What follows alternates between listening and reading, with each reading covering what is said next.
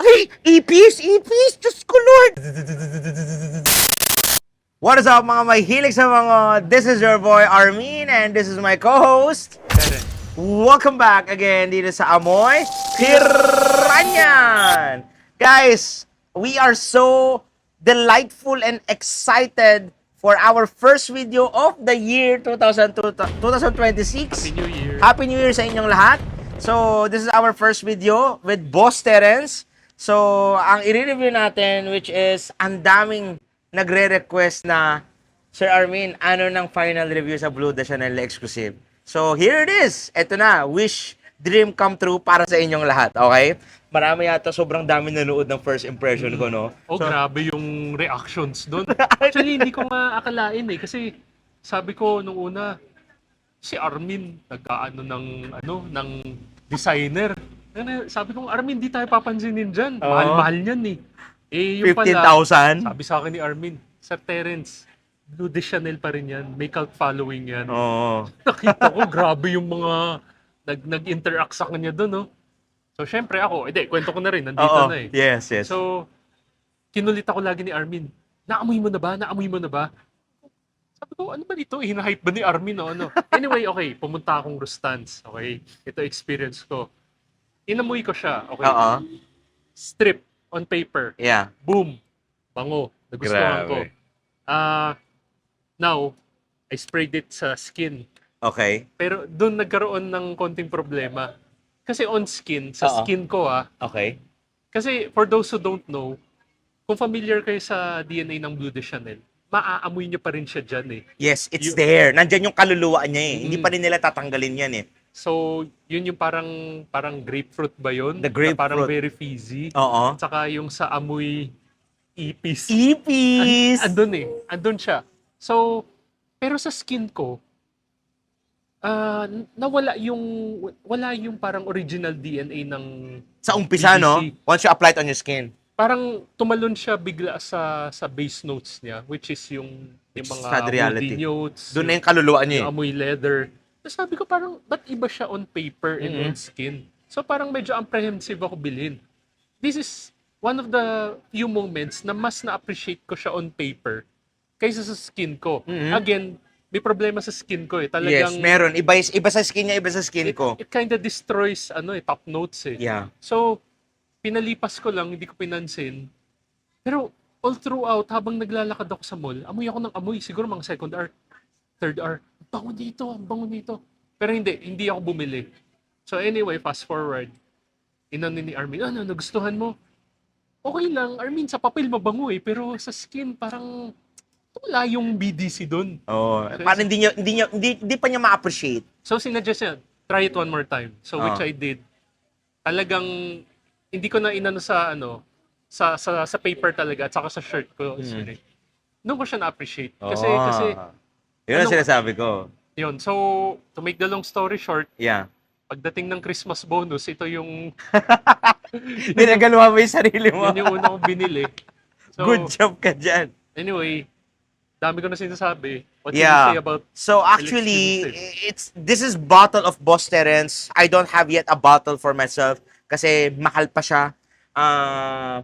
Kaya ko naman bilhin but it's not yet the time to buy it. I'm waiting for the right time to gift for myself. Okay?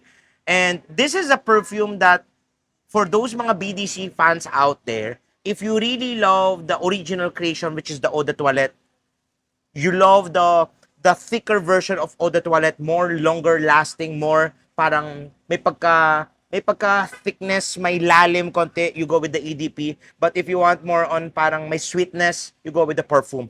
But they really change it in a different direction. Talagang ginalingan nila. I was thinking na, bakit yung Chanel wala pang nire-release na sa mga BDC line or let's say a flanker or let's say something release nila na talagang ang dami nag-aabang, where is your release? Yung pala, may niluluto pala tong mga kupal na to. Okay? May niluluto sila.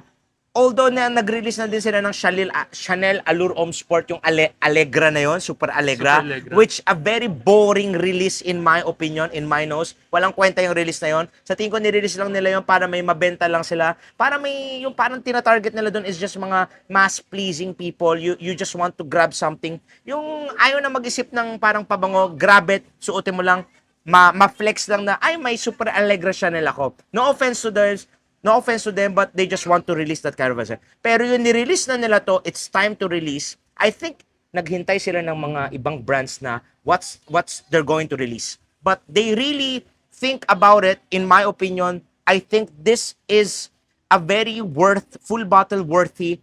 At from the name says, this is Le Exclusive. Sa tingin ko, if naalala nyo yung mga collectors dyan, especially may mga Chanel kasi na mga na Egoist line. Yung unang release kasi ng Egoist, I don't know kung naamoy mo ba yung Egoist, Boss Terrence? Pinamoy mo sa akin. It's more on barber shoppy type of a scent, okay? It's more on creamy sandalwood. Pero yung original Egoist, then the first name of Egoist was Le Egoist. May L yun dati, which sobrang rare noon if pumunta kayo sa, let's say, sa eBay market, Etsy market, or mga collectors na nagbebenta, walang nagle-let go ng Le Egoist. If they're going to let it go, it will be a very sobrang taas ng presyo niya, okay? So that's very hard to find. So sa tingin ko, after few years, magdi-discontinued to at you will have to hard time to buy this scent. So habang nasa market pa, I suggest you go buy it. If you love it, buy it. If you don't love it, then don't buy it, okay? So Sige, So go this ahead, is sorry. more on parang talagang ni-level up nila yung Bleu de Chanel lahat ng 3 releases. Which from my first impression, sinabi ko sa kanila, ang top talaga dito yung pagka-shower gel feel ng grapefruit. It's more on very EPC, nandun yung EP's DNA, which nakakatuwa for me, okay? And also, you can feel dito medyo ang lalim ng, naamoy mo ba dito, Boss Terrence, yung pagkalalim ng mga resinous Yes. sa skin mo? Yes. Sobrang sarap ng resinous, especially the labdanum, yung sap ng tree, yung mga ambery resins. Ambers. Ang sarap eh, ibang The level woody talaga. notes. Oh, ang sarap eh. It's like, this is a grown-up gentleman in my opinion. How about you, Boss Terrence? Speaking of grown up, Oo. guys, ganito.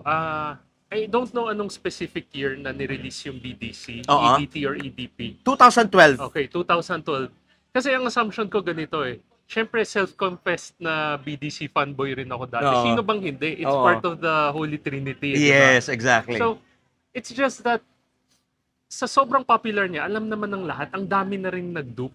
So parang ako personally, feeling ko graduate na ako sa BDC. Oo, mga shower gel type of a scent. But every now and then, aaminin ko, parang pag naamoy ko siya, hindi ako naiinis eh. Parang napapangiti ka. Kasi parang, ay, dyan ako nanggaling. Diyan ako lumaki, Oo. diyan ako nag-grow. Pero if you're gonna ask me kung bibili pa ako ng EDT or EDP, Oo. hindi na. Graduate na ako dyan eh. Mm-mm. Actually, every now and then, you will come across with someone na maamoy mo talaga yung DNA na yan. Yeah.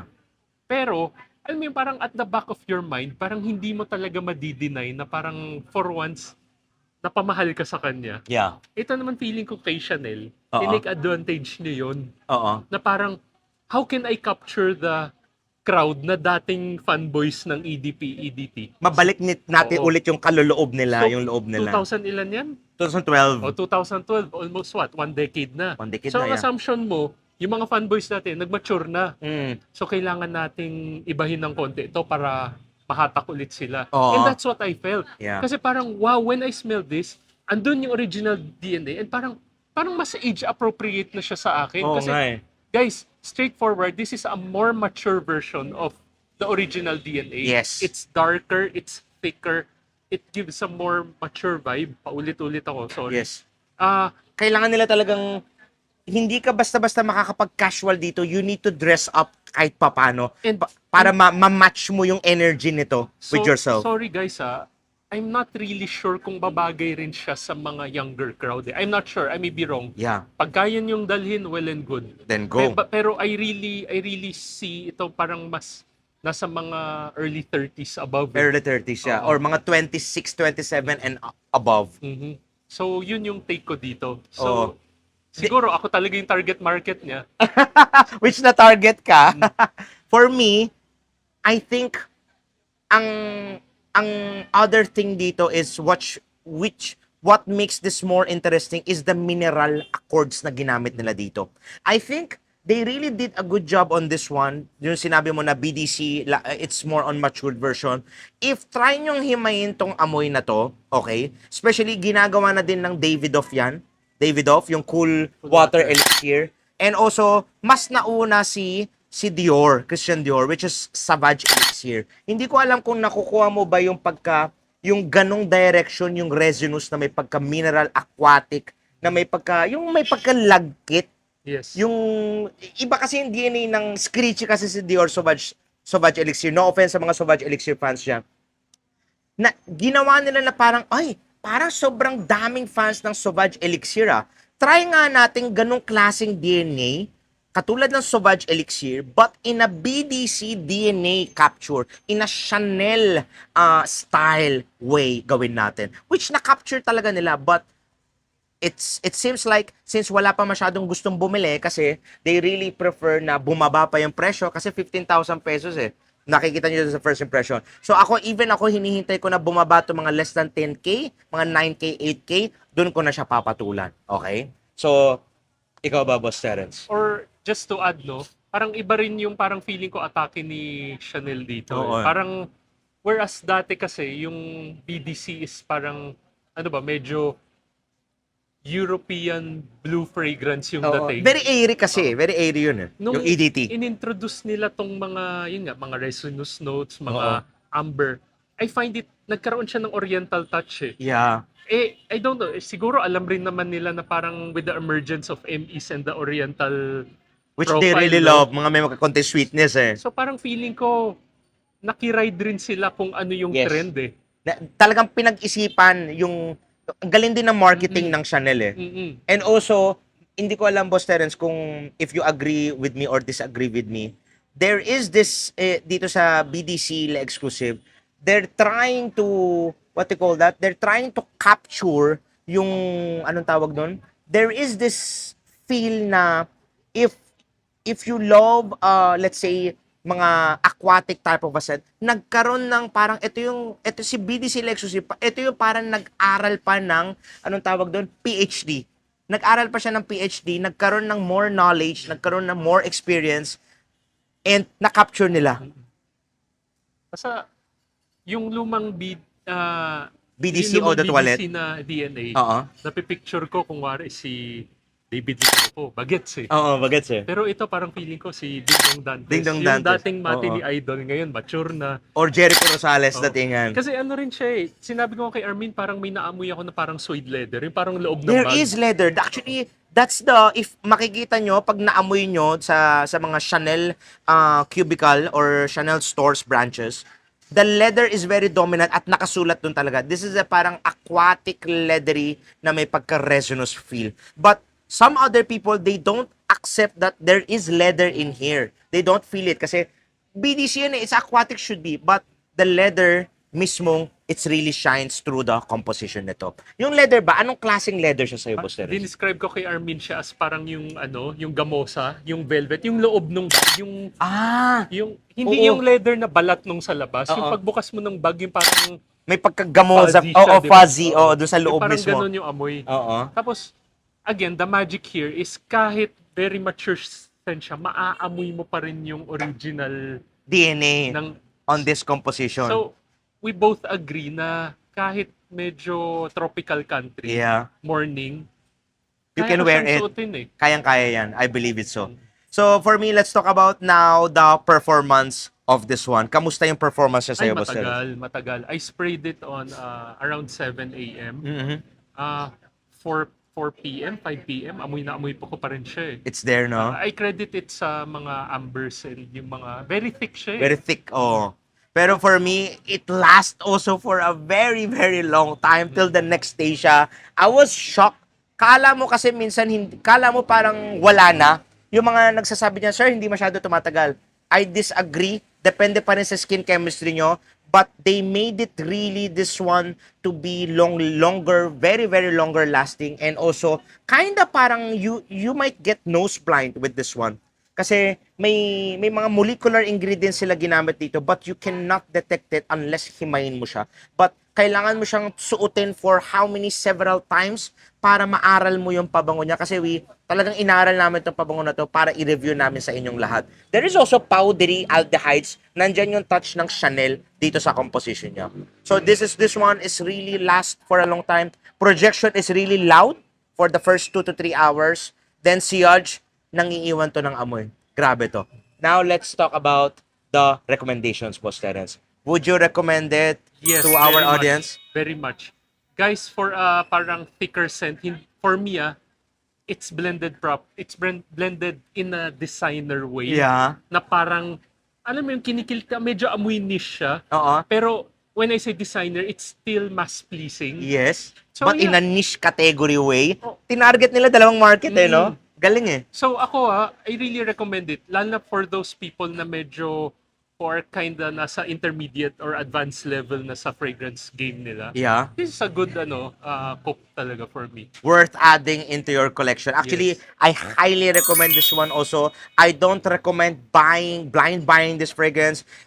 Punta muna kayo sa mga Chanel branches natin dito sa Metro Manila or wherever you are in the whole Philippines. Punta kayo sa Chanel boutiques para matry nyo muna. I suggest, wag na wag kayong mag-i-spray sa isang parte ng skin lang muna. Kung pupunta ka at tetestingin mo tong pabango na to, tong Bleu de Chanel exclusive or other fragrances, I suggest you full wear it. You go there without wearing a perfume para ma-appreciate mo yung pabango. Is it worth it, this perfume, into my collection or hindi? Okay? And don't judge yung perfume. Kasi may mga ibang tao din, Boss Terence, yung initial pa lang, lagi ko sinasabi kay Boss Terence, pag initial spray pa lang, wag nyo i-judge lagi. Antayin mo muna, ikot ka muna, pasyal ka muna, kain ka muna, ikot ka, punta ka muna doon, punta ka muna dito. Take your time for the whole day para you will see how is the direction of this perfume, how is the performance, how does it suit you, this perfume, okay? So yun lang yung masasabi namin about this one, and let's go now on the ratings. How would you rate Bleu de Chanel exclusive? 1 is the lowest, 10 is the highest. I will Boss give it a 9. 9 out of 10. Yes. For me, this is easily a 9.9 out of 10. Okay? I could give it 10 out of 10. I wish they did on a different way yung bottle niya. I wish they did it. I think they can do way better than that. Okay? Kasi sa tingin ko, I don't know kung tinamad ba sila or talaga ito ba talaga yung gusto nila. Sa tingin ko, mas pwede pang galingan pa sobre. But I'm still thankful of this release. So, yun lang masasabi namin. Nothing else to say, Boss Terence? Guys, traditional L-exclusive. La exclusive. Habang hindi pa nagdi-discontinued, which I believe, magdi-discontinue to after several years at magre-reformulate itong pabango na to. Get yourself a bottle. Give it a try. And enjoy this perfume. Let us know your feedback and what's your experience about Bleu de Chanel exclusive. Do you own it? What Chanel fragrances do you own from your collection? And do you love the BDC flankers? Till next time, fragrance family, love you all. Mwah.